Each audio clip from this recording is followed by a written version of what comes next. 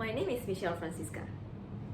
I am a student of Multimedia Nusantara University, majoring Strategic Communication. Today, I would like to present to you guys about Communication Foundation. A little bit about that. Firstly, we will talk about Aristotle's communication model. And the second will be Scrum communication model. And the last will be DeVito communications model. Let's get started. At the first model, there's just three elements of communication. There's no feedback, there's no noise, and there is no channels. So it's just speaker, speech, and audience. This kind of model are not developed enough like other models did. Why? Because basically, all forms of theory develop according to the times. And at that times, communication technology was only limited to those three elements. So there is no two-way communication. In the next page, we have Wilber-Schramm theory. I will explain it briefly and clearly.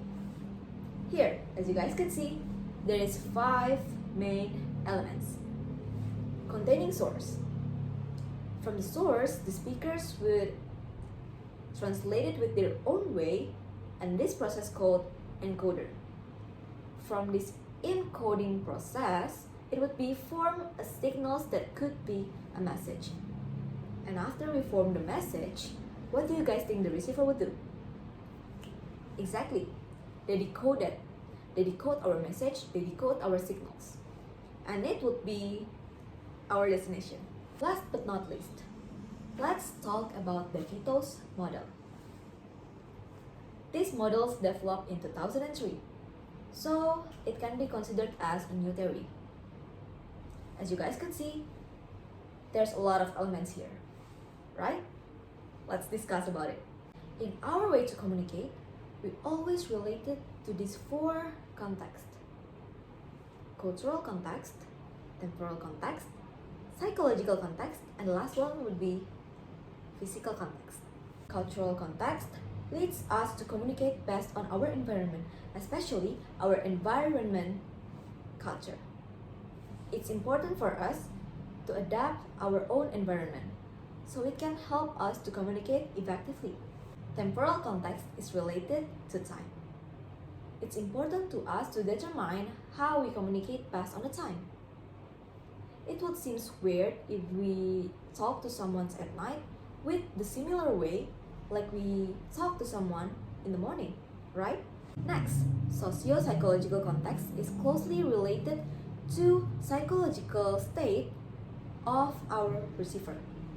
So it's important for us to differentiate the way we communicate to normal people and those who have a mental disorder. Physical context leads us to paying more attention to the place that we are talking right now. Example, when we are on the Rising Arena, the topics that we choose there supposed to be different than the topic that we choose when we are on hospital. This kind of model is more pointing out about two-way communication. Why? If you guys could see there, the receiver and the source are laid on the same circle with the message in the middle. And don't forget about the noise. The noise could be network issues when you are sending a message, or it could be a crowded environment when we are talking. Channels here can be interpreted to be our sixth sense or which media did we choose. The media could be email, telephone, social media, or other communication technology. That's all for my presentation. Thank you for watching and see you on the next video. Bye-bye!